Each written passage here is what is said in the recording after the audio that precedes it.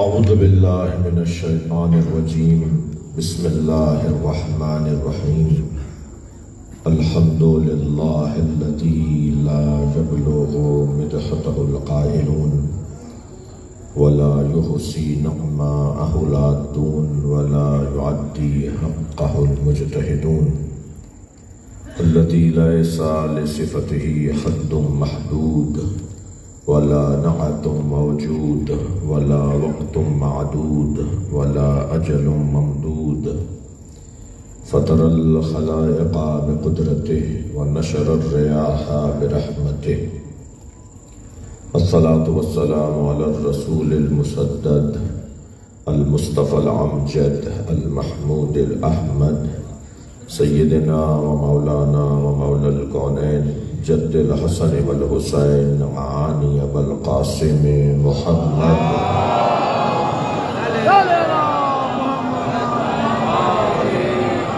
وآله الطيبين الطاهرين المعصومين الذين قال الله إنما يريد الله ليذهب عنكم الرجس أهل البيت ويطهركم تطهيرا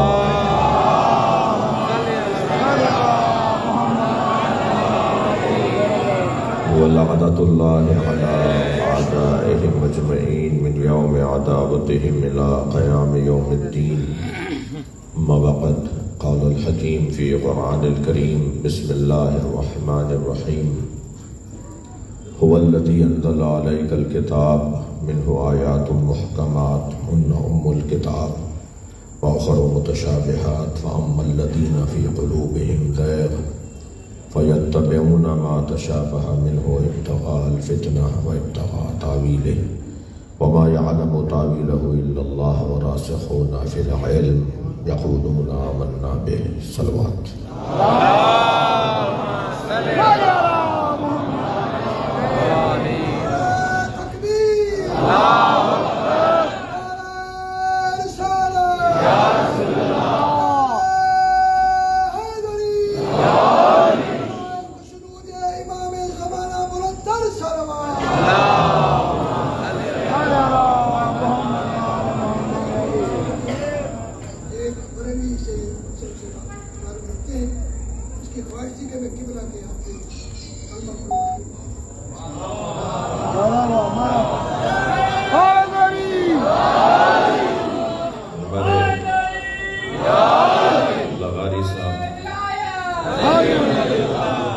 لغاری صاحب نے فرمایا مولانا کے حوالے سے ویسے بھی علماء کرام تو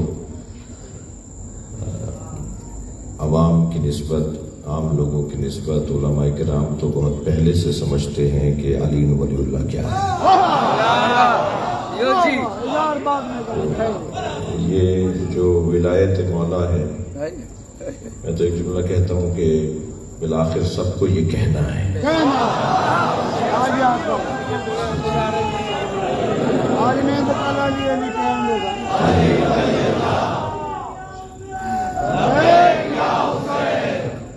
سب کو بالآخر اس دروازے پر آنا ہے. اور جب ہم کہتے ہیں کہ اس دروازے پر آنا ہے تو شیعہ خواہ متکبر نہ ہو جائے. میں ایک جملہ کہتا ہوں کہ جی ہماری وجہ سے شیعہ مت ہونا، ہمارا حال اچھا نہیں ہے بلکہ مولا کی وجہ سے شیعہ ہو جائے. میں پہلے مولانا سے تھوڑا سا ہو جائے بات جو فرما رہے ہیں تو پھر اس کے بعد کچھ عرض کرتا ہوں.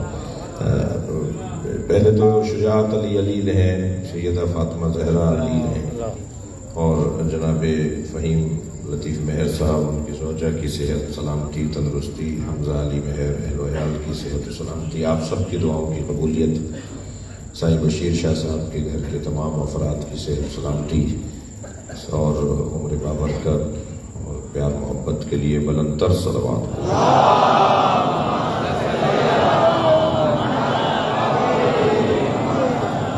اسی طرح عبداللطیف مہر ان کی زوجہ شہید سلطان لطیف مہر، پرویز لطیف مہر، مرحوم اقبال احمد مہر کی مغفرت کے لیے اور بشیر شاہ صاحب کی مغفرت کے لیے بلند تر صلوات.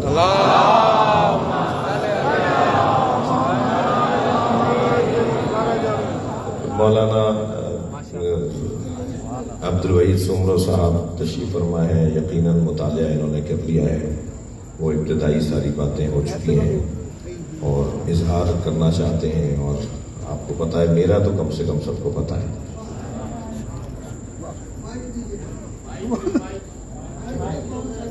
تو میں تو آپ کو پتہ ہے کہ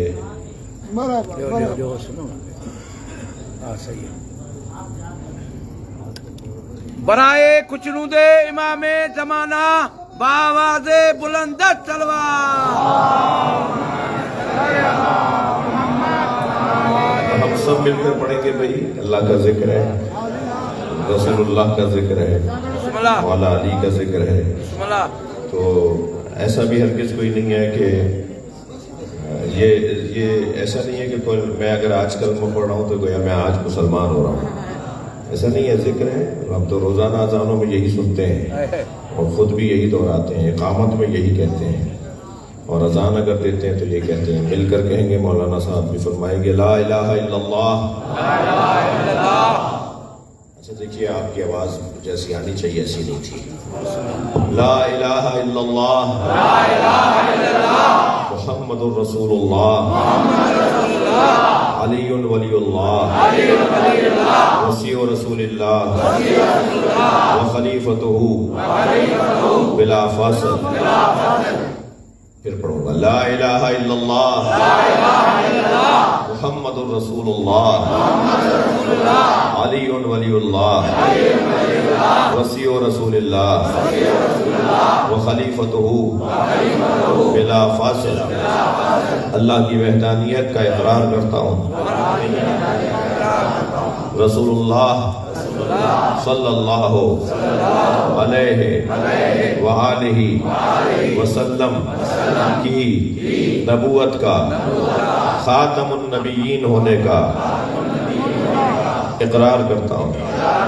سرکار کے بعد کوئی نبی آنے والا نہیں، آپ کے بعد پہلا امام مولا علی علیہ السلام، دوسرے امام امام حسن علیہ السلام، تیسرے امام امام حسین علیہ السلام، چوتھے امام امام زین العابدین علیہ السلام، پانچویں امام امام محمد باقر علیہ السلام، چھٹے امام امام جعفر صادق علیہ السلام، ساتویں امام امام موسیٰ کاظم علیہ السلام، آٹھویں امام امام علی رضا علیہ السلام، نویں امام امام محمد تقی علیہ السلام، دسویں امام امام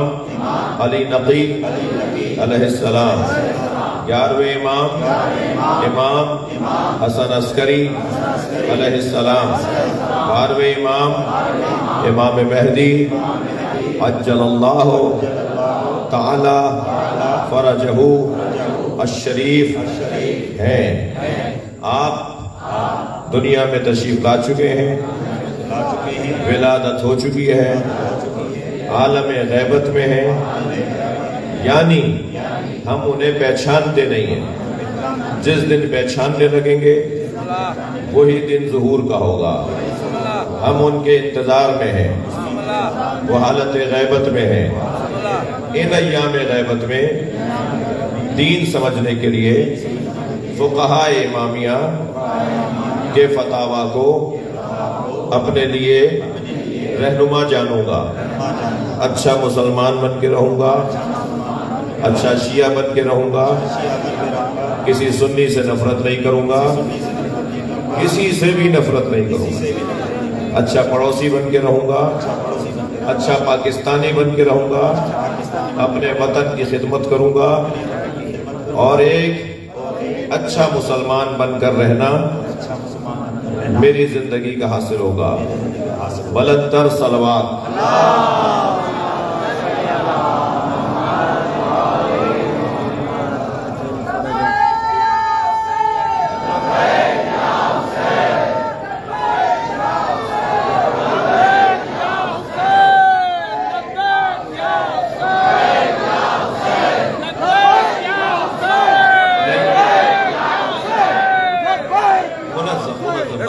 लब्बैक या हुसैन,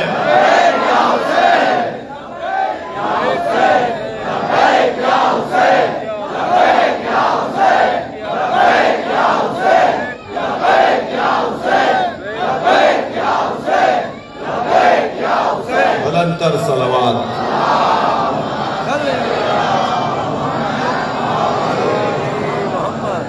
सुभान अल्लाह, बिस्मिल्लाह, बिस्मिल्लाह से बिस्मिल्लाह, वदी हयाती बाबा।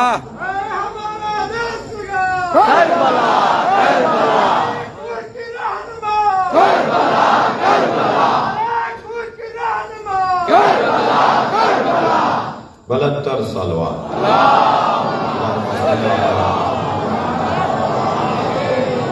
सूरह मुबारक आल इमरान, सुभान अल्लाह, आयत का निशान 7।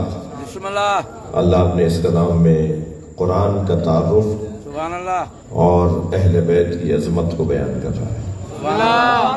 वल्लज़ी अंज़ल अलैकल किताब, वो अल्लाह जिसने हबीब आप पर किताब को नाजिल किया, यानी कलाम अल्लाह का है, नाजिल मुस्तफ़ा पर हुआ है। सुभान अल्लाह, बिस्मिल्लाह। हमारा पहला अकीदा कुरान के बारे में जी सुन्नी शिया का, कुरान अल्लाह का कलाम, बिस्मिल्लाह, बिस्मिल्लाह, ये किसी और का कलाम नहीं है। सुभान अल्लाह, किसी और में इतनी ताकत ही नहीं है कि कुरान जैसा कलाम लिख सके।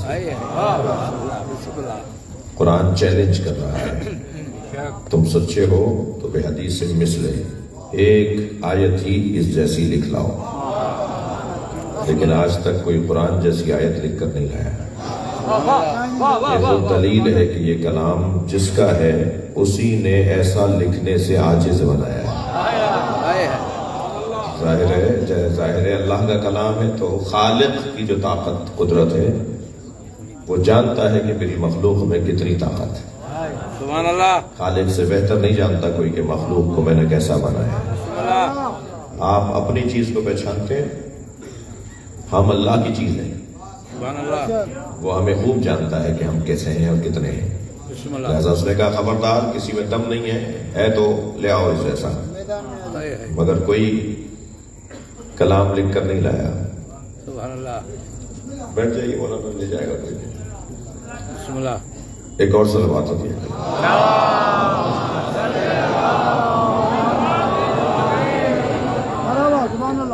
बात आगे बढ़े, तवज्जुहात मेरे साथ है। बिस्मिल्लाह, बिस्मिल्लाह, तो कलाम अल्लाह का है, कलाम कुरान कलाम अल्लाह का है, सुभान ये अल्लाह, किसी और ने नहीं लिखा। सुभान अल्लाह जी। कोई भी अगर ये सोचता है ना कि ये किसी और का कलाम है तो वो मुसलमान नहीं है। ये कलामुल्लाह है। इस कलामुल्लाह को अल्लाह ने क़ल्ब मुस्तफ़ा पे उतारा है। वल्लज़ी अंज़ल अलैकल किताब, वो अल्लाह जिसने आप पर किताब को उतारा है। अब ये जो उतरना है ना कुरान का, ये दो तरह से है।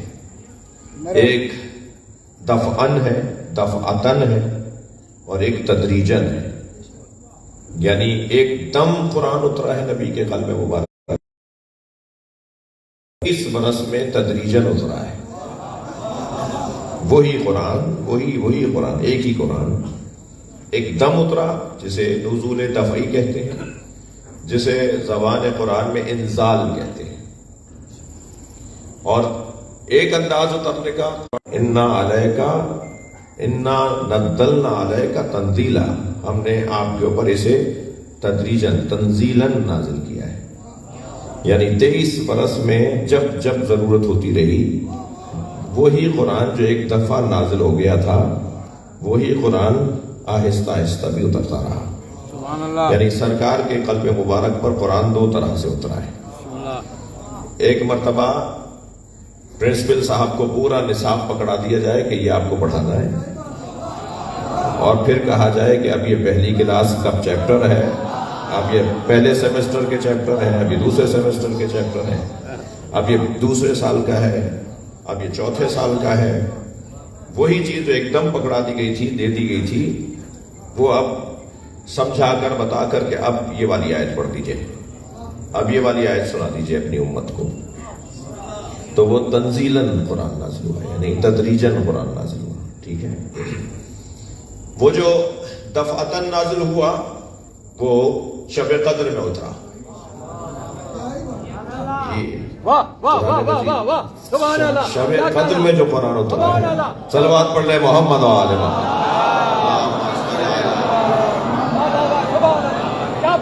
اِنَّا أَنزَلْنَاهُ فِي لَيْلَةِ الْقَدْرِ. بتحقیق ہم نے اسے شب قدر میں اتارا ہے. اور شب قدر کہاں ہے؟ شہر رمضان الذی انزل فیہ القرآن. یہ بھی بتا دیا کہ شب قدر ماہ رمضان میں. اور کسی مہینے میں تلاش مت کرنا. شب قدر ماہ رمضان میں. 30 دن میں جو شب قدر کو نہ ڈھونڈ پائے وہ سال میں کیسے ڈھونڈتا؟ بہت مشکل کام تو نہیں دے گا نا اللہ. تو وہ جو شب قدر میں قرآن اترا وہ شب قدر ماہ رمضان میں.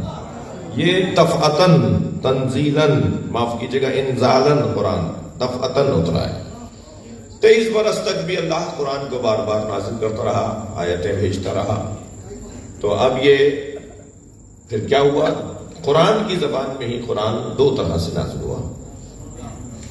ولائی سماعتیں بیٹھی ہیں. حیدرآباد کے مولائیوں میں مجلس پڑھ رہا ہوں. اور سندھ کا تو حسن ہی ہے کہ یہاں کا سنی بھی مولائی ہے, یہاں کا ہندو بھی عالی مدد بولتا ہے. تو پھر جب میں اتنی آسانی میں ہوں تو پھر میں فضائل کیوں نہ پڑھوں؟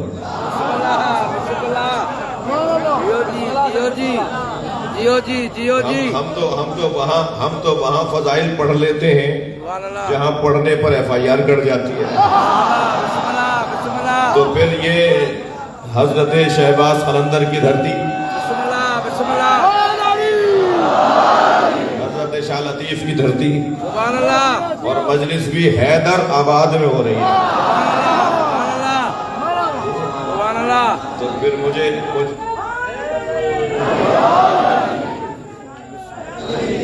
بلند جیو جی جیو جی. پھر مجھے مولوی علی کا مولوی علی کا علی پیلس مولوی علی کا. ارے واہ, جگہ کا نام بھی علی پیلس. سبحان اللہ سبحان اللہ. تو یہ تو نور پر نور بڑھتا چلا جا رہا ہے. نور علی نور اور مزید اضافے پہ.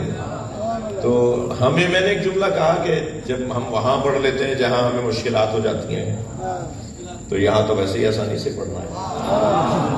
اور فضائل پڑھنے پر پریشانی کیا ہے؟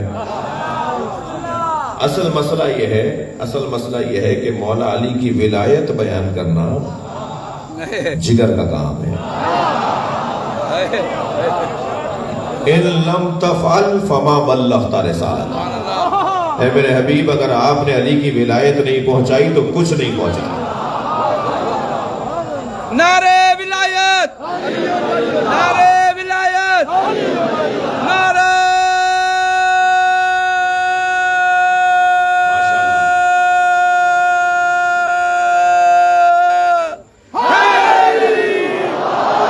برائے کچھ رو دے امام زمانہ باواز بلند سلوان. ہم نے اسے شب قدر میں نازل کیا. سبحان اللہ سبحان اللہ. میرے عزیزوں, خاص طور پہ جوانوں کو, اور میں اپنے سنی جوانوں کو, یونیورسٹی کے جو جوان بیٹھے ہوئے ہیں جو سیکھنے سمجھنے آئے ہیں, ان کو ذرا توجہ اور دلا رہا ہوں. قرآن کا ایک ظاہر ہے اور قرآن کا کم سے کم ایک باطن ہے. سبحان اللہ. وہ جو باطن قرآن ہے وہ سمجھ میں آئے گا تعویل سے, اور جو ظاہر قرآن ہے وہ سمجھ میں آئے گا تفسیر سے. بسم اللہ. قرآن کا جو ظاہر ہے وہ تفسیر سے سمجھ میں آئے گا جی, اور جو باطن ہے وہ تعویل سے سمجھ میں آئے گا. ہم ظاہر نہیں سمجھ سکتے تو باطن کیسے سمجھ؟ ابھی بھی کچھ میں نے آتے آتے جو سنا حضرت مولانا کچھ اسی طرح کے کچھ مفاہیم بیان فرما رہے تھے. تو ہم ظاہر قرآن کو سمجھنے کے لیے معلم کے محتاج ہیں. اور وہ کون معلم ہے؟ هو الذی انزل علیک الکتاب. وہ کون سا معلم ہے؟ هو الذی بعث فی الامیین رسولا منہم یتلو علیہم آیاتہ. جی, سورہ جمعہ کے اندر بھی آیت اس مفہوم کی آیت ہے. وہ اللہ جس نے امیوں میں رسول کو انہی میں سے بھیجا، کیا کرے وہ آ کر یتلو علیہم آیات، جو ان پر آیات کی تلاوت کرے۔ سبحان اللہ، بھائی ہر عربی جاننے والا قرآن پڑھ لیتا، بسم اللہ، ہر عربی جاننے والا قرآن پڑھ لیتا۔ یہ نبی کا ایک کام قرآن کی تلاوت۔ ہم خود پڑھ لیتے قرآن، سرکار کے جو بعد والے کام ہیں جو بیان ہوئے وہ بیان ہوتے، لیکن یہ میں اعتراض نہیں کر رہا، اعتراض کرنے والا تو قرآن پہ اعتراض کرنے والا مسلمان ہی نہیں رہتا۔ میں سمجھنا چاہ رہا ہوں کہ اللہ نے تلاوت قرآن کو نبی کا کام بنایا ہے، بتایا ہے۔ تلاوت قرآن تو ہر عربی جاننے والا کر سکتا تھا، کیوں نبی کا ایک کام قرآن کی تلاوت ہے؟ اس لیے کہ قرآن کلام ہے اللہ کا، اور اللہ نے خود پڑھ کے نہیں سنایا ہے، نبی نے پڑھ کے اور جو خود پڑھ کر نہ سنائے اپنا کلام، کیا معلوم اس کا لہجہ کیا تھا؟ بھائی ایک ہی لفظ لہجہ بدل کے مطلب بدل دیتا ہے۔ آپ ایک ہی جملے کو لہجہ بدل کے بولیے، اس کا مطلب بدلتا چلا جائے گا۔ لفظ ایک ہی ہوگا، لہجہ بدلنے سے مطلب بدلے گا۔ ایک صاحب ہر جگہ ٹپکتے ہیں، ایک صاحب ہر جگہ ٹپکتے ہیں، جہاں دیکھو نظر آتے ہیں۔ تو ہم نے ان سے کہا آپ آ گئے؟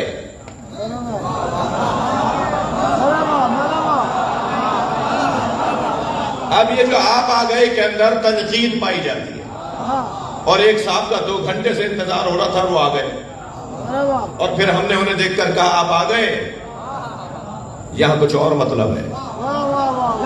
ایک صاحب کے آنے سے فساد پھیلے گا، تو ہم اسے بھی کہہ رہے ہیں آپ آ گئے۔ بھائی آپ آ گئے، لفظ جملہ ایک ہی ہے، مطلب بدل رہا ہے لہجہ بدلنے سے۔ اب یہ قرآن اللہ کا کلام ہے، اللہ کا لہجہ کون بتائے؟ اللہ کا لہجہ وہی بتائے گا جس کے سامنے اللہ نے کلام اتارا ہے، جس سے اللہ بات کرتا ہے۔ اب اللہ کے لہجے سے آشنا وجود کے لیے ضروری تھا کہ وہ قرآن پڑھ کے سناتا۔ سرکار نے قرآن پڑھ کر سنایا، ایک کام نبی کا قرآن کی تلاوت۔ بات روشن ہے؟ اللہ نے نبی کے کاموں میں ایک کام یتلو علیہم آیات، پھر یزکیہم ویعلمہم الکتاب والحکمہ۔ تزکیہ نفس ہے، تعلیم کتاب ہے، اور حکمت کی تعلیم ہے، دانائی کی تعلیم ہے، سمجھداری کی تعلیم ہے۔ تو عزیزو، ہم تو تفسیر قرآن بغیر معلم کی نہیں سمجھ سکتے۔ تو قرآن کا یہ ظاہر جو ہے، اس کو ہمیں کوئی پڑھ کر دکھائے، کوئی پڑھ کر بتائے جی۔ اس کے باطن کو کیسے سمجھیں گے؟ باطن بہت مشکل ہے سمجھنا۔ باطن کو سمجھنے کے لیے اللہ نے راسخون فی العلم قرار دیے، ایسا گھرانہ بتایا ہے، ایسا گھرانہ بتایا ہے، ہمیں ایسے گھرانے کا مرید بنایا ہے۔ یقین جانیے جتنا اہل بیت سے محبت بڑھے گی قرآن سمجھ میں آئے گا۔ مقصد اللہ کا کلام سمجھانا ہے، ان کا مقصد اللہ کا کلام سمجھانا ہے، ان کا مقصد اللہ کا کلام سمجھانا ہے۔ چور کو لے آئے، دلیل دے رہا ہوں، دور متوکل کا ہے، چور کو سزا سنا دی قاضی نے کہ فَاقْطَعُوا أَيْدِيَهُمَا، دونوں ہاتھ اس کے کاٹ دیے جائیں۔ اب قرآن کیا کہہ رہا ہے؟ دونوں ہاتھ کاٹ دیے، کس کے؟ السارقہ السارق والسارقہ، چور ہو یا چور مرد ہو یا چور عورت ہو، اس کے دونوں ہاتھ کاٹ دیے جائیں۔ اب ہاتھ کاٹنے کے لیے جلاد تیار، میرے مولا امام علی نقی علیہ السلام،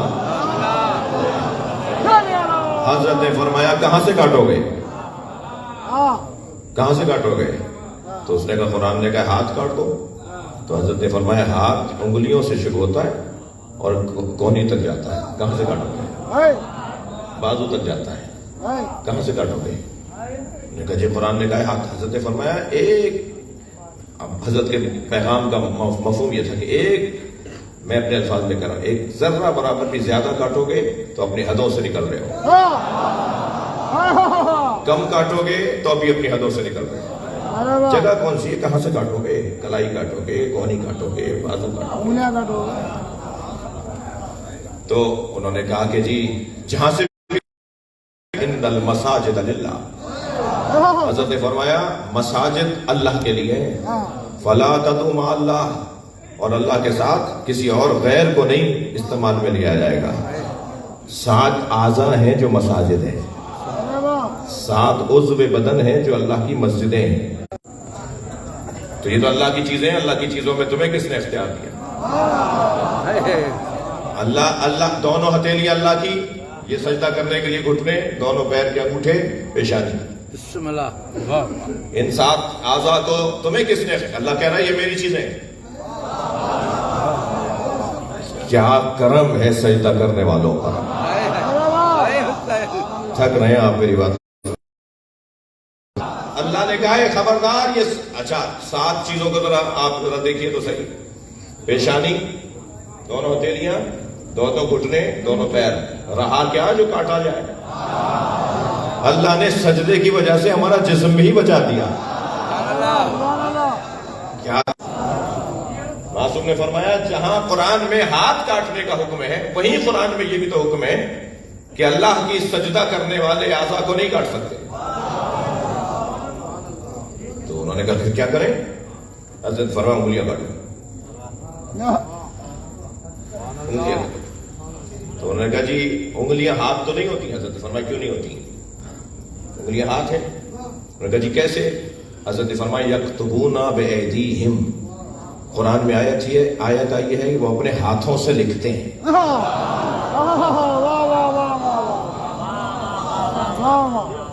किससे लिखते हैं? हम उंगलियों से लिखते हैं। कलम कहां पकड़ा आता है? कलम कहां पकड़ा जाता है? हजरत ने फरमाया एक जानिब हुक्म है कि चोर का हाथ काट दो, दूसरी जानिब हुक्म है कि सजदा गाह, सजदे की जगहें, आज़ाए सजदा अल्लाह की चीज है, किसी और को इख्तियार नहीं है। दूसरा खुद कुरान कह रहा है कि तो हम तो उंगलियों में कलम पकड़ के लिखते हैं। अब ये तफसीर कौन बताएगा? बड़े बड़े लोग रह जाते थे, जब बद गली में आ जाते थे तो रासिखूना फिल इल्म आके बताते थे कि इसका मतलब क्या है। आपकी तवज्जो हाथ मेरे जी। ऐसे ही एक मर्तबा एक और बादशाह की मां ने मन्नत मानी, जब उसका बेटा बादशाह बीमार हुआ कि ठीक हो जाएगा तो मैं अल्लाह की राह में कसीर सदका दूंगी। बेटा ठीक हो गया जी, कसीर सदका देना है। बुला लिया दरबारी मुल्लाओं को, पसंद नहीं आए तो ज्यादा बताऊंगा तो बेगम साहिबा ज्यादा खुश हो जाएंगी। तो उन्होंने कहा जी तो और शरीक हो गया। उसने कहा 30 वाले से भी पूछूंगी कि तुम 30 क्यों कह रहे हो, और आपसे तो अब पूछूंगी कि आपने 40 क्यों कह दिया। तो तीसरे मुल्ला से पूछा तो उन्होंने कहा कि 50 दे दीजिए। तो उन्होंने कहा जी अब आपसे भी पूछूंगी कि आप 50 क्यों दे दें। अब ये तादाद ऊपर नीचे कह रहे जी आप में इत्तेफाक ही नहीं है, कोई कह रहा है 30, कोई कह रहा है 40, कोई कह रहा है 50। तो कितना दूं? तुम तो पहले तय करो कि मैं कितना दे दूं तो कसीर कहलाए। अब जब भी इन्हें मुश्किल पड़ी है ना, वो दौर मौला अली का हो या मौला अली की औलाद का दौर, जब कभी ये फंसे हैं, मुश्किल में आए हैं, तो फौरन कहते हैं कि जाफर सादिक से पूछो, मोहम्मद बाक़िर से पूछो। तो उन्होंने कहा कि ये मोहम्मद तकी से पूछो। हजरत से पूछा गया, हजरत ने फरमाया इनसे कहो कि 80 अदद की कोई भी चीज अल्लाह की राह में दे दे। 80 की तादाद, 80 अदद की कोई भी चीज, जानवर, कोई खाना, कोई भी चीज 80 अदद को पूरा करते हैं तो कसीर हो जाएगा। तो कहने लगी जैसे मैंने 30 वाले से पूछा, ऐसे मैंने 40 वाले से पूछा, ऐसे मैंने 50 वाले, अब आपसे भी पूछ रही हूं कि 80 ही क्यों? तो हजरत ने फरमाया तुमने कुरान नहीं पढ़ा? अल्लाह ने अपने हबीब से कहा लक़द नसरकुमुल्लाह फी मवातिन कसीरा, ऐ मेरे मुस्तफ़ा हमने आपको कसीर मौकों पर नुसरत अता की है। अल्लाह ने 80 जंगों में नुसरत दी है, इसीलिए कसीर यानी 80। सलावत पढ़े मोहम्मद वाले।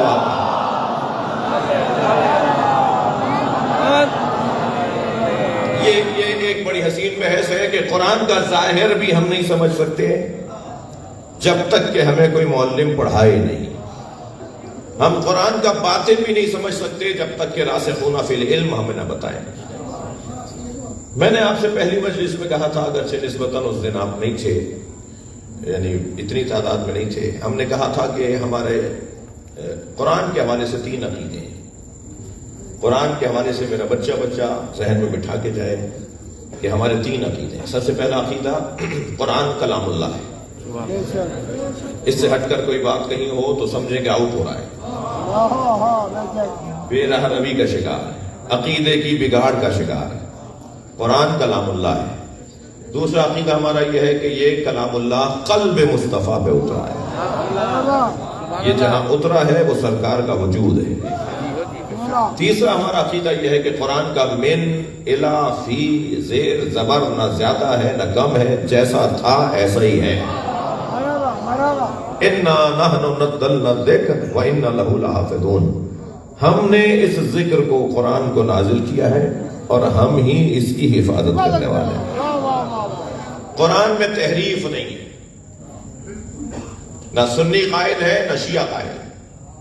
یہ کوئی تیسری طاقت ہے جو شیعوں سے کہلواتے ہیں کہ سنی قائل ہے، اور یہ کوئی تیسری طاقت ہے جو سنیوں سے کہلواتے ہیں کہ شیعہ قائل ہے.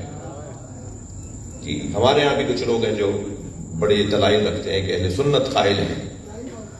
غلط بات. ایسے کچھ لوگ ہیں جو اہل سنت میں سے قائل ہیں، کہتے ہیں کہ شیعہ قائل ہے. اچھا قائل نہیں کہتے ہیں شیعہ، بعض شیعہ کہتے ہیں سنی، وہ خود نہیں کہتا. بھائی وہ کہنا کہ میں قائل ہوں، تب تو بات بنے گی، تب تو بات ہوگی، تب تو اس سے گفتگو کی جائے. نہ سنی کہنے کو تیار مان رہا ہے اور اچھا ہے، صحیح کہہ رہا ہے، نہیں لگاتا ہے. شیعوں کے پاس بڑی حوالے ہیں کہ اہل سنت تحریف قرآن کے قائل ہیں، اور سنیوں کے پاس بھی کچھ حوالے ہیں کہ شیعہ تحریف قرآن کے قائل ہیں، جبکہ دونوں کہتے ہیں ہم قائل نہیں ہیں. تو اس کا کیا مطلب ہے؟ میں بچوں کو سمجھانا چاہ رہا ہوں کچھ تو ہوگا نا جو اس ٹائپ کی باتیں ہوئی.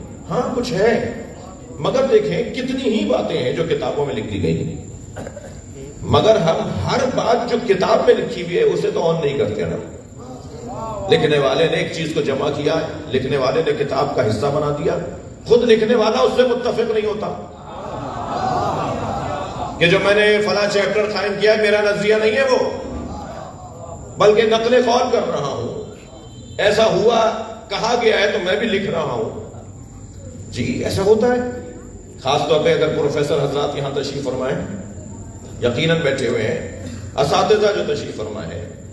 ہم درس خارج میں اور اجتہادی دروس کے اندر جب شرکت کرتے ہیں فقہا کے، تو جو مراجع تقلید ہیں جو درس خارج دے رہے ہوتے ہیں وہ 10 دن تک نقل قول ہی کرتے رہتے ہیں. فلاں کا یہ قول ہے، پھر ان کے قول پر دلیلیں جو انہوں نے دی ہوتی ہیں وہ بتاتے ہیں. فلاں کا یہ قول ہے، فلاں کا اپنا نظریہ بتاتے ہیں، یعنی اپنی تحقیق بتاتے ہیں. وہ جو 10 دن تک وہ نقل قول کر رہے تھے اس سے تو متفق ہی نہیں تھے وہ، مگر وہ بیان کرتے ہیں. اب اگر کوئی اس میں سے کلپ نکال لے، اس میں سے آدھی بات نکال لے اور کیا یہ ان کا نظریہ ہے، تو یہ ناانصافی ہے. ارے بھائی ہم نے فوراً ان سے رابطہ کیا، ہم نے کہا کیا کر دیا آپ نے؟ میں نے کب کہا ہے یہ؟ مجھے ہی نہیں پتا کہ میں نے کب کہا ہے، اور اس کلپ کے اندر بھی میں یہ نہیں کہہ رہا. جب اس کلپ کو کھولا جاتا ہے، اچھا اوپر تڑکا، کیونکہ فوراً اس کو لیں گے نا، دکانداری دیکھیے آپ، ایسی کوئی بات ہوگی نا فوراً اسے کھولے گا وہ بندہ. ارے انہوں نے یہ کہہ دیا تو دیکھو کیا کہا ہے. فوراً جیسے ہی اسے شیئر کرے گا، پڑھے گا، کھولے گا، ان کے اندر ڈالر، ان کو ڈالر مل جائے گا. ہاں یہی ہو رہا ہے،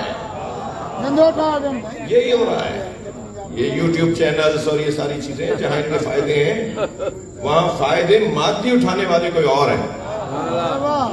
جی تو وہ تو بعد میں آپ دیکھیں گے. اچھا جب اندر جاتا ہے وہ کھولتا ہے، اوپر تو لکھا ہوا ہے کہ یزید اللہ قادر ہے، معاذ اللہ، معاذ اللہ، اس پہ تو ہم قائل ہیں اللہ قادر ہے، مگر اللہ قادر ہے معاذ اللہ وہ چاہے تو. ارے بھائی اندر کیا ہے؟ اندر یہ ہے کہ میں ماہ مبارک رمضان میں ٹی وی چینل پر تھا تو اللہ کی قدرت پہ گفتگو ہو رہی تھی. اور بہت اچھی گفتگو کی میرے ایک دیوبندی عالم دین نے، بڑی مضبوط گفتگو. اور جب نمبر ہمارا آیا، نوبت ہماری آئی، چراغ محفل ہمارے سامنے رکھا گیا، تو انہوں نے جو قدرت الہی پر بات کی اس میں ایک جملہ یہ آخر میں کہہ دیا، اللہ قادر ہے. تو میں نے ان سے کہا مولانا آپ نے قدرت پر بڑی اچھی گفتگو کی، اللہ قادر ہے، آپ اللہ کے قادر ہونے کو سمجھا رہے تھے مگر خود بھول گئے تھے کہ اللہ عادل بھی ہے. جو قادر ہے وہ عادل بھی تو ہے. یہ کیسے ممکن ہے کہ وہ قادر ہو اور ظلم کر کے یزید کو جنت میں بھیج دے؟ صلوات پڑھے محمد و آل محمد.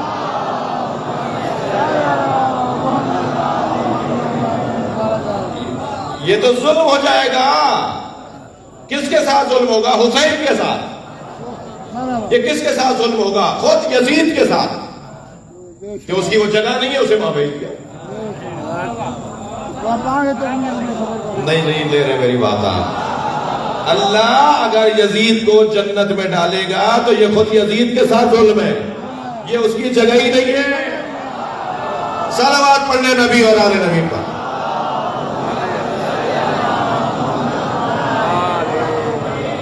تو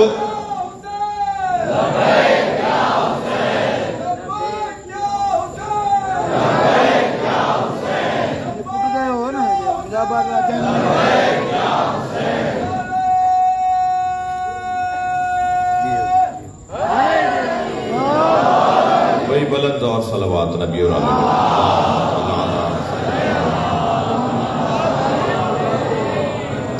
فہیم بھائی لوگوں کے حساب سے شاید آپ کے اسی نہیں چل رہے ہیں، جتنا بڑا مجمع ہے اسی کے حساب سے تھوڑے سے اس کے پاور بڑھوائیے. جی بسم اللہ بسم اللہ.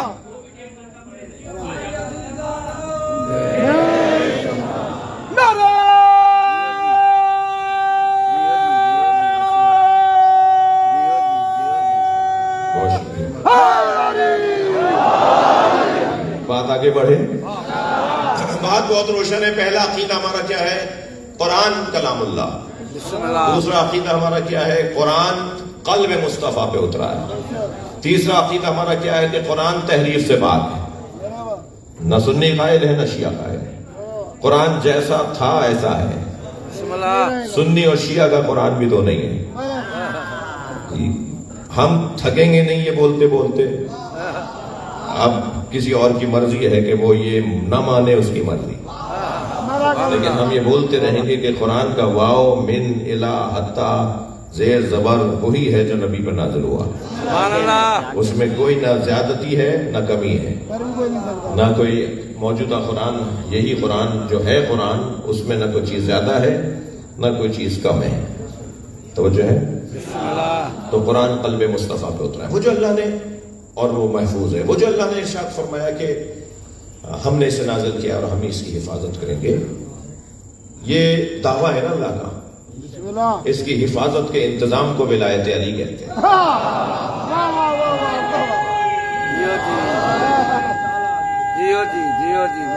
جلدی نتیجہ دے دیا میں نے.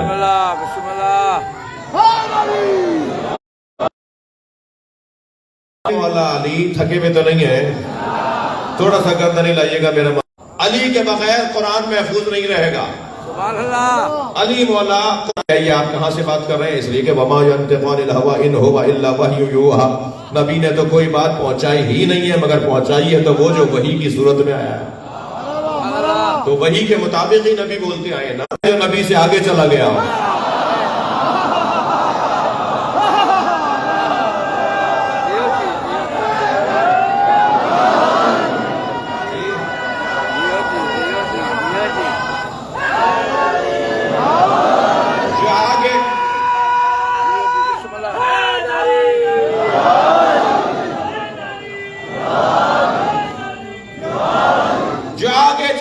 واپس بلاؤ.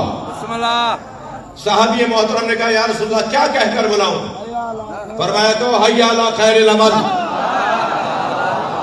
بہترین عمل کی طرف بلاؤ. ولایت علی قول نہیں ہے، فعل ہے. ان لم تفعل ہے، ان لم تقل نہیں ہے. اگر آپ نے نہیں کہا، یہ نہیں کہا اللہ نے، ان لم تقل نہیں کہا اللہ نے، اگر آپ نے یہ نہیں کہا فما بلغت رسالتا، تو کچھ بھی نہیں کہا، یہ نہیں کہا ان لم تفعل۔ یہ اس وقت مجلس جو ہو رہی ہے یہ فیل ہے، فیل۔ یہ اس وقت میں جو انجام دے رہا ہوں، آپ جو بیٹھے ہوئے ہیں، آپ جو چل کر آئے ہیں، بانی مجلس نے جو انتظام کیا، یہ فیل ہے۔ اور فیل جتنا اہم ہوتا ہے اتنا ہی اس کا اہتمام کیا جاتا ہے۔ اگر مجلس اہم ہے تو اہتمام سے ہوگی، اشتہار 1 مہینے پہلے لگے گا، پڑھنے والوں کو 1 مہینے پہلے کہا جائے گا، آپ کو آگاہی ہوگی، آپ 4 دن پہلے اپنے اوقات کو منظم کریں گے کہ اس وقت نہیں آنا بھائی، مجھے مجلس میں جانا ہے، اس وقت میں نہیں آؤں گا، وہ وقت مجلس کا ہے، یہاں روشنیاں جلائی جائیں گی، یہ کولر چلائے جائیں گے، یہ مائک سجایا جائے گا، یہ ممبر کہیں سے لا کے رکھا جائے گا، ٹھیک ہے۔ اگر فیل ہے اور فیل بھی مطلوب فیل ہے تو پھر اس کا اہتمام کیا جاتا ہے۔ جب نبی کو اللہ نے کہا کہ اگر تم نے یہ نہیں کیا تو کچھ نہیں کیا، تو فیل تو ہے مگر مطلوب ہے، تو پھر اب پالانوں کا ممبر بنے گا۔ تھوڑی گردن ہلانا بھائی میری جاری ہو مت، پھر آگے جانے والوں کو واپس بلایا جائے گا، پھر پیچھے والوں کا انتظار کیا جائے گا، پھر پالانوں کا ممبر بنایا ہی نہیں جائے گا، مجمع دھوپ میں کھڑا کیا جائے گا۔ مجھ سے تو اتنی سی دیر کی ٹھنڈک کی کمی برداشت نہیں ہوئی، ولایت پڑتا ہے۔ گردن ہلاؤ بھائی، بات جا رہی ہے تو دھوپ میں نبی نے 1 لاکھ سے زیادہ صحابہ کرام کو کھڑا کیا، سب کے اونٹوں سے پالان اتروا لیے۔ جی اب کیوں خواہ ایسی باتیں کرتے ہیں کہ اب جاگ ہوا اور 1 لمحے کی اونگ آ گئی اور کل کو ضرورت پڑی کہ علی کون ہے، اور اس نے کہا میں غدیر میں تو تھا مگر میں سو گیا تھا۔ خبردار خبردار، کوئی علی کی ولایت سنتے وقت سوئے نہیں۔ بسم اللہ، صلوات پڑھیں گے محمد و آل محمد۔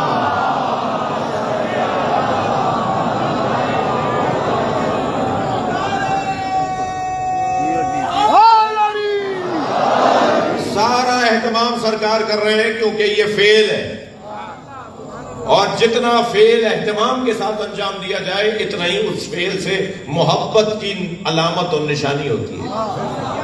بڑا سجا کے کر رہے ہیں بھائی، بڑے اہتمام سے کر رہے ہیں، جب سجا کے کر رہے ہیں، اہتمام سے کر رہے ہیں، اس کا مطلب ہے انہیں اس فیل سے پیار ہے۔ توجہ چاہوں گا، میں ابھی آپ کو ایسے جانے نہیں دوں گا آج۔ وَإِن لَمْ تَفْعَلْ فَمَا بَلَّغْتَ رِسَالَتَهُ، اگر آپ نے یہ نہیں پہنچایا تو گویا کچھ نہیں پہنچایا۔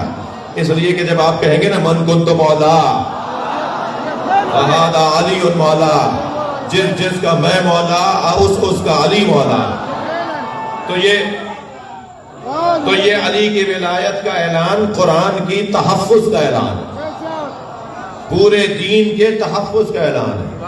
میں جس ایک جملے کے لیے آپ کو یہاں تک لے کر آیا ہوں، واللہ یعصمک من الناس، لوگوں کے شر سے اللہ آپ کو بچائے گا۔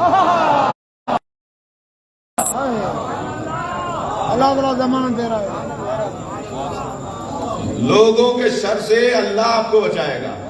علی کی ولایت کے ساتھ کون سا شر ہوگا؟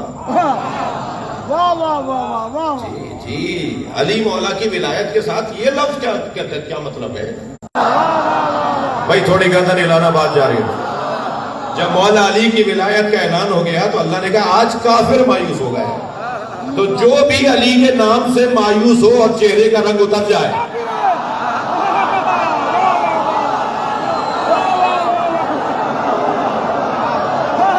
توجہ میں کچھ کہنے جا رہا ہوں، جو بھی کہیں آپ کو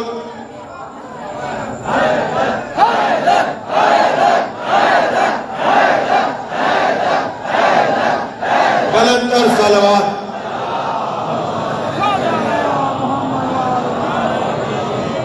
جو بھی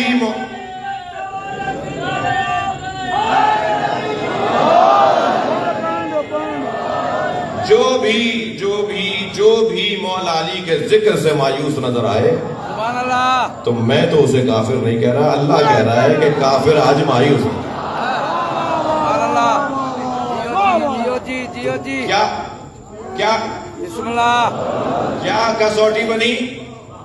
کسوٹی یہ بنی کہ نبی جیسا وجود، بسم اللہ دنیا کے اربوں خربوں انسان نبی کی پیر کے چھوٹے ناخون کے ایک ذرے پہ قربان، سبحان اللہ بسم اللہ ساری دنیا 1000 مرتبہ مار کے اٹھائی جائے، سرکار کے کنی انگلی کے ناخون کا بدلہ نہیں ہوگا۔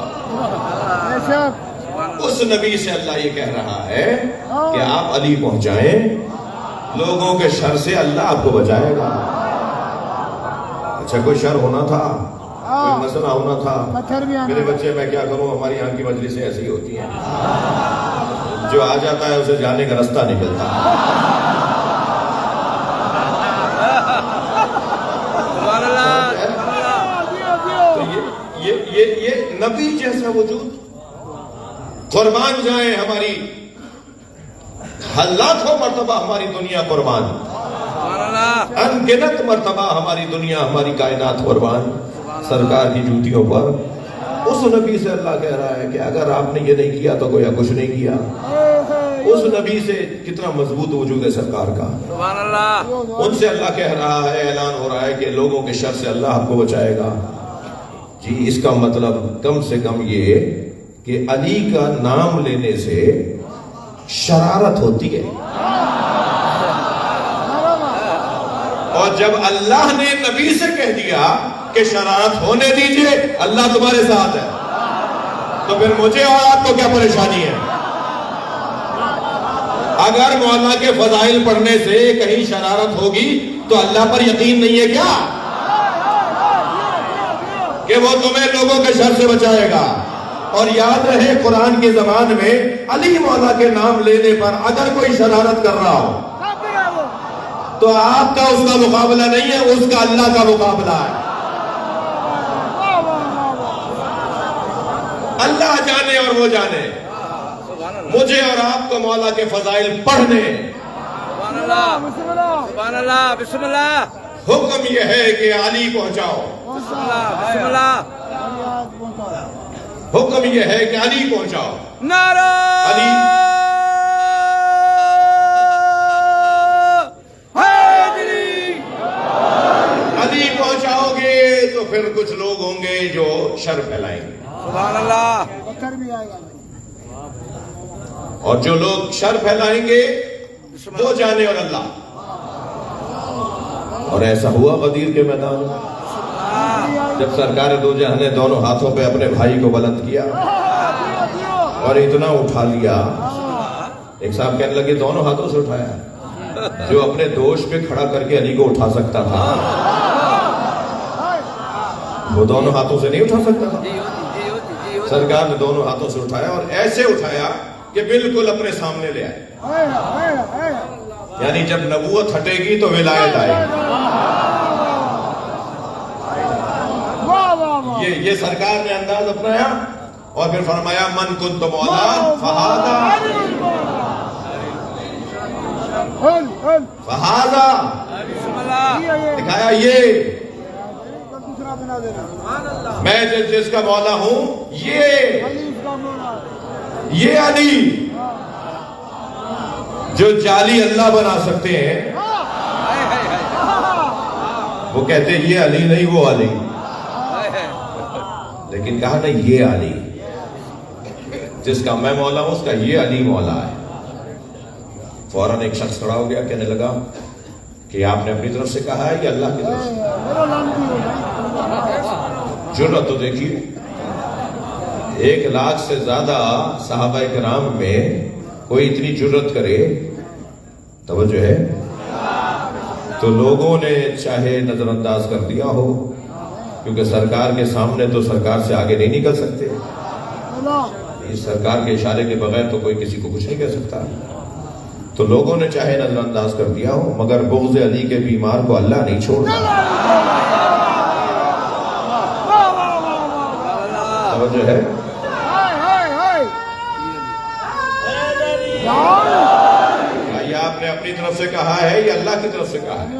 سرکار نے فرمایا میں تو کوئی بات کہتا ہی نہیں ہوں، اگر جب کہتا ہوں تو اللہ کی طرف سے کہتا ہوں، میرا تو ہر قول اللہ کی طرف سے ہے، تو یہ بات بھی میں نے اللہ کی طرف سے کہی ہے۔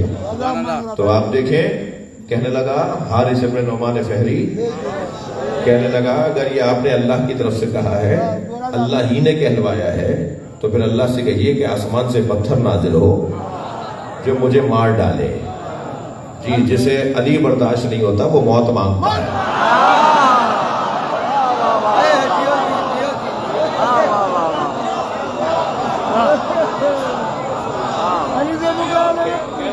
کہنے لگا پھر اللہ ہی سے کہیے کہ وہ آسمان سے پتھر نازل کرے جو مجھے مار ڈالے۔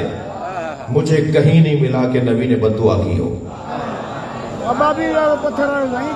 رحمت للعالمین بد دعا نہیں کرتا، تھکے نہیں میری باتوں سے۔ اس پورے واقعے کے اندر، غدیر کے میدان کے اندر، مجھے کہیں نہیں ملا کہ سرکار نے بد دعا کی ہو یا اللہ اس پر عذاب ڈال۔ یعنی نبی نے بد دعا نہیں کی، نبی نے بد دعا نہیں کی، اور آسمان سے پتھر نازل ہوا، جسے قرآن نے کہا سأل سائل بعذاب واقع، ایک سائل نے عذاب مانگا اور عذاب آیا۔ سأل سائل بعذاب واقع، آسمان سے کنکر، پتھر بھی بہت بڑا ہوتا ہے، آسمان سے کنکر نازل ہوا جو اس کے سر پہ آ کے لگا اور اس کے پورے بدن کو چیرتا ہوا چلا گیا، اور وہ وہاں پر ڈھیر ہو گیا۔ توجہ ہے، وہ کنکر لگ کر وہیں ڈھیر ہو گیا۔ یعنی نبی نے بد دعا نہیں کی مگر عذاب آیا۔ جی، سن یکم عام الفیل، نبی کی ولادت کا سال ہے نا، جس اتنے بڑے بڑے معجزے ظاہر ہوئے نبی کی آمد کے اوپر، اسی سال جب ہاتھیوں کا لشکر خانہ کعبہ کو گرانے آیا تو ہاتھیوں پر ابھی عذاب نہ آتا کیونکہ میرا محمد آ گیا ہے۔ جہاں اتنے اس نے نبی کی آمد میں معجزے دکھائے، اتنا وہ یہ بھی کرتا، سارے مسلمان مان لیتے کہ سرکار کی یہ بھی برکت تھی کہ کافروں پر بھی عذاب نہیں آیا۔ توجہ کر رہے ہیں آپ؟ یعنی نبی کے ہوتے ہوئے خانہ کعبہ کو گرانے والوں پر عذاب آیا۔ توجہ ہے؟ اور نبی کے ہوتے ہوئے علی کو نہ ماننے والے پر عذاب آیا۔ تھوڑی گردن ہلانا، میں ایک نتیجہ دے رہا ہوں، یعنی جب بیت پر حملہ ہو تو اللہ کا عذاب آتا ہے، اور جب اہل بیت پر حملہ ہو تو اللہ کا عذاب آتا ہے۔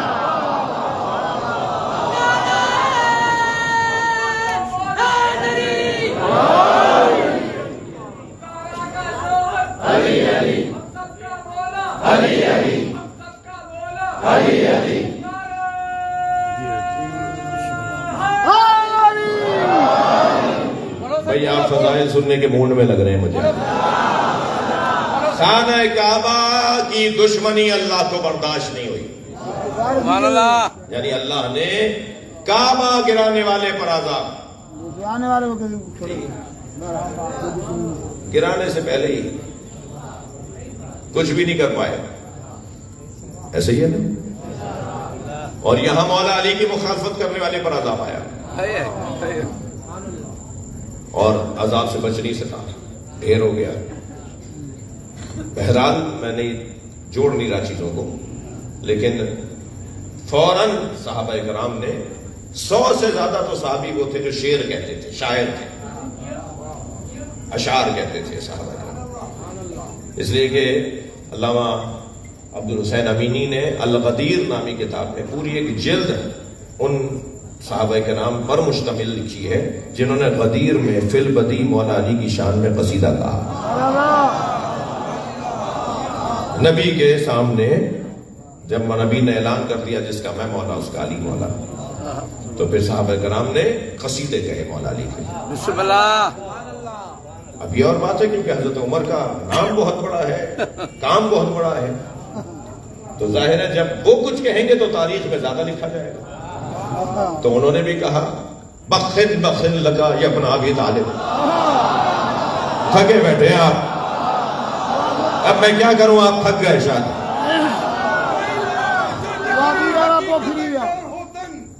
بلغ ما انزل عليك من ربك تنائي پیغام برن جيڪي پريگان پکڙجي موٽائي دن مرن منا دين مومنن کي ڀلي سڀئي گرجي سڻن گرجي بيٺا گھوٽ ٻئي پٿرا پلانن هٿ وٺي حيدر قرار جو چيو هن پر حبيبن من كنت مولا فهذا علي مولا سنا قابل کنن اليوم اكملتم لكم دينكم چيو خالق خوشتي دن مبارڪو مليو مشڪل ڪشا کي کن ماڻهن ۽ ملائڪن پائے دگا دل ۾ پيا جيڪي بخن بخن ڪن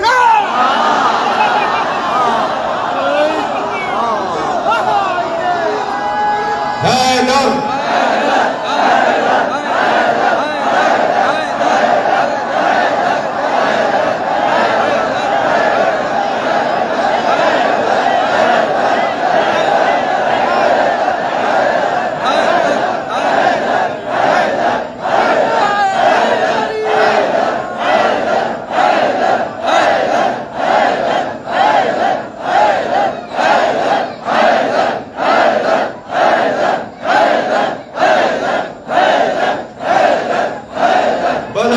صلوات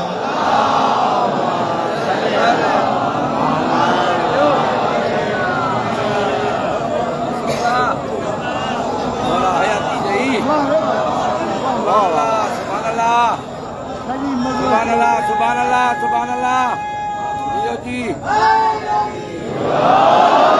اگر مولا علی کے دشمن کے لیے عذاب آ سکتا ہے سبحان اللہ تو حسین کے مارنے والوں پر عذاب کیوں نہیں آیا؟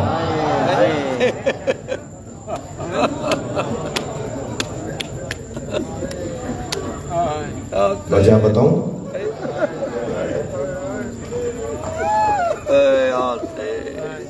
علی مولا کے کھلے دشمن پر عذاب آ گیا. اس نے مولا علی کو کوئی تلوار نہیں ماری تھی, ولایت علی کا انکار کیا تھا اور اللہ سے عذاب مانگا. عذاب آیا مگر یہاں تو حسین پہ گھوڑے دوڑ گئے. اجرکم اللہ, یہاں تو نبی کی بچیوں کو اسیر بنایا گیا. سنی شیعہ میں اس مقتل تو تاریخ ہے نا, 9 جگہیں ایسی تھیں جہاں آسمان گرتا, زمین پھٹتی, عذاب آتا. 9 جگہیں ایسی تھیں, 9 منظر ایسے تھے جن 3 منظر شام میں آئے. شام کا پورا محل یزید پہ گر جاتا, آسمان پھٹتا, زمین پھٹتی, آسمان گرتا. اور 6 آثار شروع ہو گئے تھے, زمین ہلنا شروع ہو گئی تھی, سیاہ آندھیاں چلنا شروع ہو گئی تھی. یہ منظر بننا شروع ہو گیا تھا. میں بیان نہیں کر پاؤں گا کہ وہ 6 منظر کربلا میں کون سے تھے اور وہ 3 منظر شام میں کون سے تھے. مجھ سے میرے اندر طاقت نہیں ہے, مگر ایسے منظر تھے. صرف 1 منظر کربلا کا سن لیجئے اور 2 منظر شام کے سن لیجئے, اس سے زیادہ آپ کو نہیں تو زحمت دوں گا. وہ جو منظر کربلا میں نظر آیا جب حسین پر خنجر باقاعدہ سیاہ آندھیاں چلنے شروع ہو گئی, زمین کربلا ہل رہی تھی, عذاب تیار ہو گیا تھا. مگر کیسے رکا بتاؤں؟ اس لیے کہ جب خنجر چلنے لگا نا تو جس کا گلا کٹ رہا تھا وہ کہہ رہا تھا بسم اللہ وباللہ وفی سبیل اللہ وعلی ملت رسول اللہ توب علیک انک انت التواب الرحیم. وہ یہ کہہ رہا تھا انا للہ وانا الیہ راجعون. عذاب آ رہا تھا مگر جس پر مصیبت تھی وہ راضی تھا.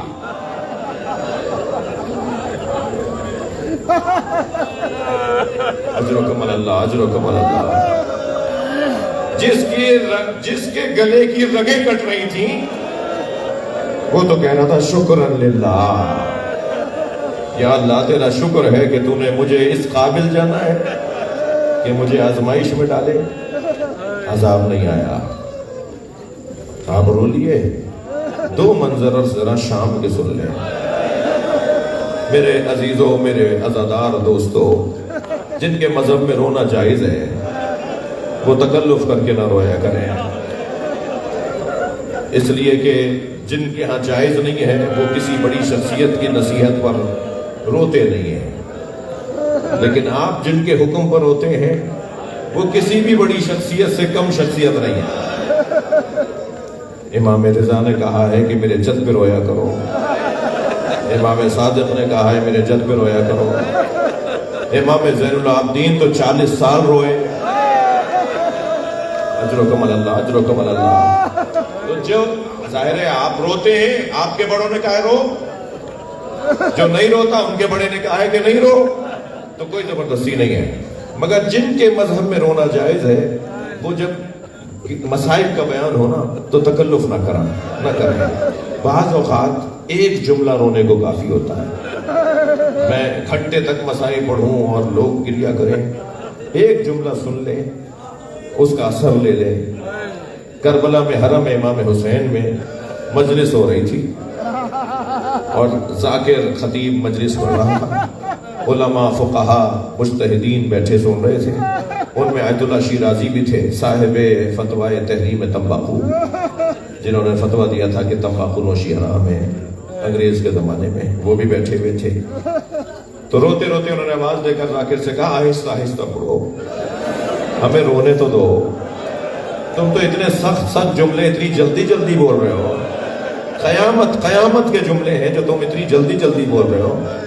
اب وہ ایک جملہ جس پر قیامت آ جاتی، جس پر قیامت آنا شروع ہو گئی تھی، مگر جس پر وہ مصیبت آ رہی تھی اس نے فوراً کہا الحمدللہ۔ اللہ نے دیکھا یہ میری مخلوق، یہ میرا ولی، یہ میری نائبہ خاص، یہ حجت خدا راضی ہے، یا اللہ عذاب نہ آئے۔ جس پر مصیبت آ رہی ہے وہ راضی ہے، وہ اس آزمائش پر راضی ہے۔ وہ جملہ سنیں گے کیا ہے؟ وہ جملہ یہ ہے کہ دربار شام میں آواز دی گئی زینب کو دربار میں لایا جائے۔ اجرکم اللہ، اجرکم اللہ،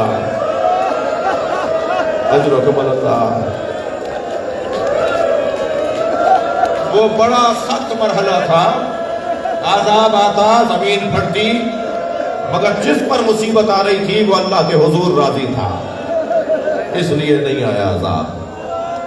اور ایک اور مثال لے لیجئے کہ جس وقت عذاب آتا مگر عذاب نہیں آیا اس لیے کہ جس پر مصیبت تھی وہ راضی تھا۔ روایت کہتی ہے یزید کے سامنے ایک تشت لا کے رکھا گیا۔ بس مجلس ختم کر رہا ہوں، میری آپ کی قسمت ہے کہ آنکھوں میں آنسو آ جائیں۔ یزید کے سامنے ایک تشت لا کے رکھا گیا جس پہ رومال رکھا ہوا تھا۔ یزید نے چوب خزرہ، جو تاریخ کا جملہ ہے، ایک اس کے ہاتھ میں چھڑی تھی، چھڑی سے اس نے رومال ہٹایا۔ اب جو رومال ہٹا تو سر حسین، امام حسین کا سر وہ اس تشت میں رکھا ہوا تھا۔ مجھ سے بیان نہیں ہو پائے گا، بس جملہ سن لیجئے، اللہ کرے میں بیان کروں۔ اس نے وہ چھڑی حسین کے لبوں پہ لگانا تھا۔ اجرکم اللہ، اجرکم اللہ۔ وہاں ایک صحابی محترم بیٹھے ہوئے تھے، وہ کھڑے ہو کر پکارنے لگے اے یزید یہ چھڑی ہٹا، لقد رأیت شفتایا رسول اللہ علیہما، میں نے اپنی آنکھوں سے نبی کے لبوں کو ان لبوں سے لپٹے دیکھا۔